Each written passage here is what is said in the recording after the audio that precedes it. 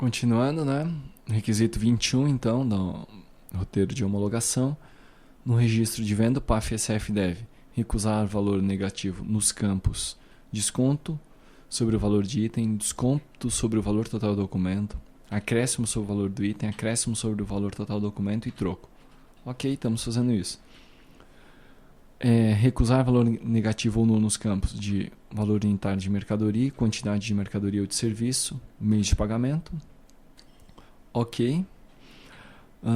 4. Recusar a inexistência de informação nos campos de código de mercadoria, descrição de mercadoria ou de serviço e unidade de mercadoria. Ok. Na verdade, esses dois campos aqui a gente busca do banco, não são nem abertos para edição pelo usuário. Utilizar como parâmetros de entrada para registro de itens somente o código ou a descrição da mercadoria ou do serviço e a quantidade comercializada, admitindo-se o valor total do item no caso de combustível. Ok, isso aqui também está ok. Esses subitens aqui, tá? Na verdade, esse primeiro...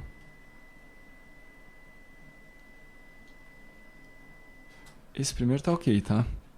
Os demais subitens, eles dizem respeito a venda de combustível ou produto a peso, então não é o nosso caso. Tá ok? Então vamos pular. Item 6, exibir na tela de venda no mínimo os seguintes dados, tá ok? Que devem coincidir com aqueles enviados ao ECF ou por ele calculados e impressos no cupom fiscal.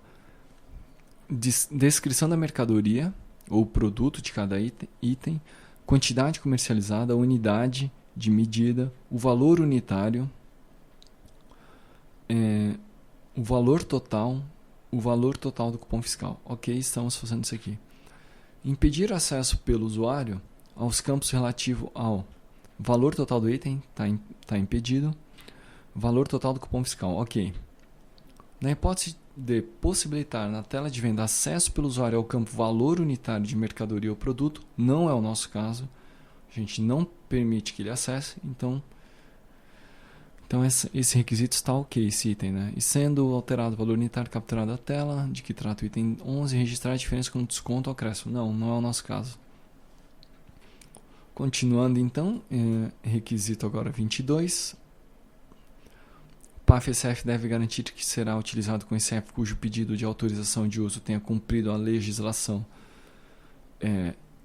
da unidade da federação, de jurisdição do usuário e do equipamento, adotando no mínimo as seguintes rotinas.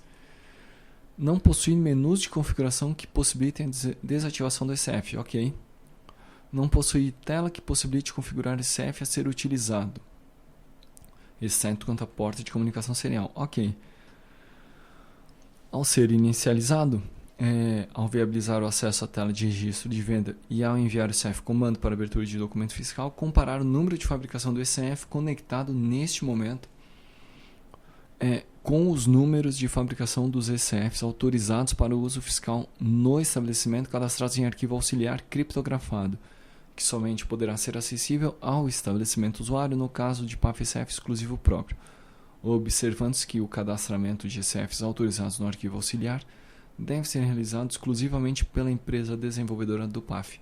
Ok, parcialmente, eu já marquei como ok, tá? Mas ele está parcial porque eu estou fazendo a verificação na inicialização, mas no momento da abertura do cupom fiscal, não estou fazendo esse teste. Está marcado como ok, mas eu posso marcar aqui como pendente, pois falta a segunda perna, né? Continuando ao ser inicializado. Ao ser inicializado, ao viabilizar acesso à tela de registro de venda e ao enviar ao ECF comando para abertura de documento fiscal, comparar o valor acumulado no totalizador geral do ECF conectado neste momento com o valor correspondente armazenado em arquivo auxiliar criptografado, que somente poderá ser acessível ao estabelecimento usuário no caso de PAF-SF exclusivo próprio. Então, está pendente porque, apesar de eu ter o arquivo criptografado, eu ainda não estou capturando a informação do totalizador geral do ECF, então está pendente, consequentemente os subitens também estão pendentes, ok? Item 6, caso não haja coincidência na comparação descrita, eu não estou efetuando a comparação por enquanto, então pendente. Caso não haja coincidência na comparação descrita no item 5, novamente, está pendente, né? Então, como todos esses aqui estão dizendo, todos que fizerem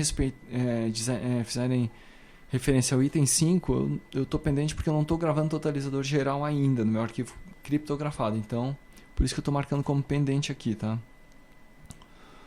Impedir o seu próprio funcionamento quando os números o contador de redução Z.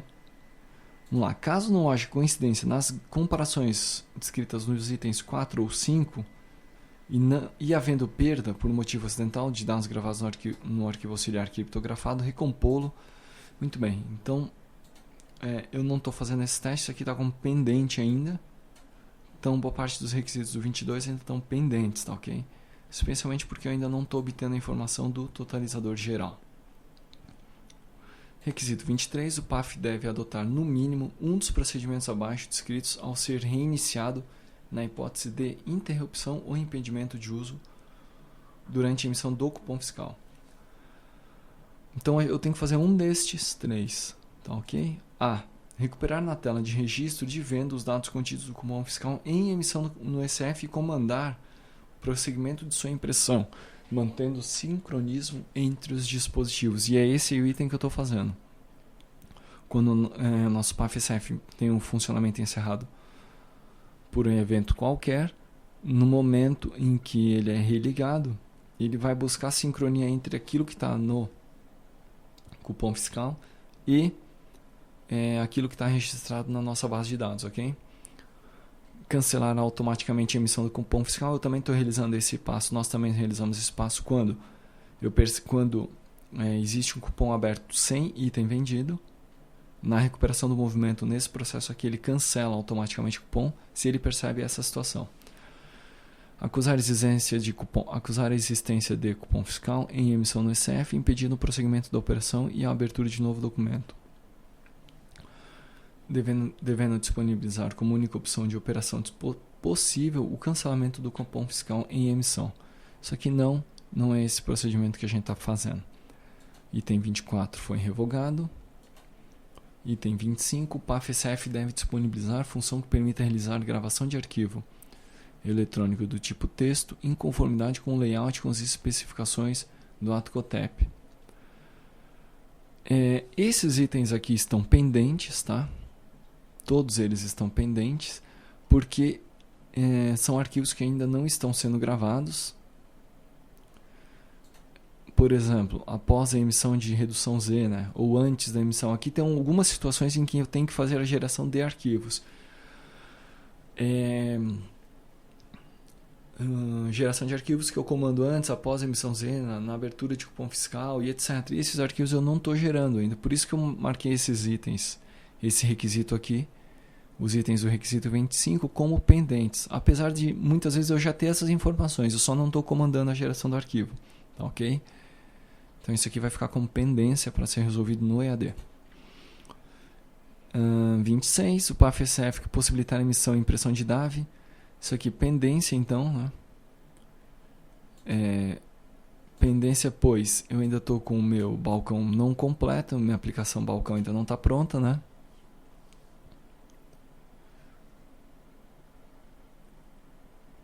Continuando, 27, o PAF que deve atualizar o banco de dados de estoque. Muito bem, isso aqui a gente vai fazer, vai atualizar o banco de dados de estoque, só que nós ainda não definimos o mecanismo, né? De que maneira que isso aí vai acontecer, se vai ser concomitantemente, ou se vai ser por meio de arquivo, ou acesso à base, ainda não está definido, então está pendente. Item 28. O PAF-ECF e o USG devem garantir condições para que haja fidedignidade entre os dados constantes do arquivo eletrônico de que trata o item 19 e o requisito 7 e os documentos fiscais emitidos. Pendente, o arquivo gerado conterá todos os registros efetuados até o momento da execução do comando de sua geração. Então, esses de geração destes arquivos aqui estão pendentes, ok? E a gente parte para o requisito 29. O PAF-SF deve acumular e gravar em banco de dados o valor relativo ao total diário de cada meio de pagamento. Está fazendo isso. Por tipo de documento a que se refere o pagamento, que deverá ser mantido pelo prazo decadencial e prescricional estabelecido por lei. Ok, nós estamos fazendo. Na verdade, a gente não tem rotina para exclusão, né, dessas informações.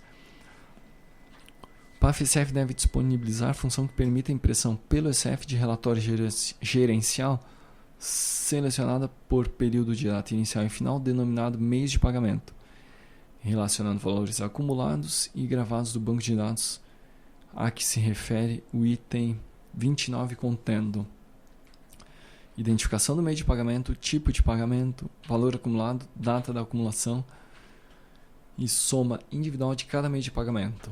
Então esses aqui estão ok também, a gente está gerando esse relatório.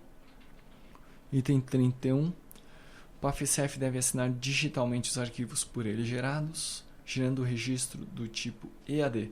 Isso aqui está pendente, tá certo? Por enquanto a gente não está assinando, mas será implementado. Item 43, aqui dá um salto, né? O PAF-SF deve disponibilizar função que permita a impressão pelo ECF de relatório gerencial denominado identificação do PAF. Aqui eu estou marcando como ok, porque a gente está imprimindo o relatório, apesar de ele não estar com os dados corretos, né? Eu não estou buscando do banco de dados ainda, mas isso aqui vai ser alterado, será alterado. Muito bem, tem uma seção de requisitos observações que trata de questões relativas à segurança do PAF, né? Respectivamente sobre a alteração ou em referência à alteração de dados no arquivo eletrônico assinado. A alteração de dados no arquivo eletrônico assinado digitalmente deverá ser evidenciada apenas nos registros alterados, mediante a substituição de brancos pelo caractere interrogação. Isso aqui está pendente, a gente ainda não está fazendo esse controle, mas nós vamos implementar esses controles. Ok? Então era isso em relação aos requisitos. Na sequência a gente vai partir para os testes. Muito bem, então a gente termina aqui e até a próxima videoaula.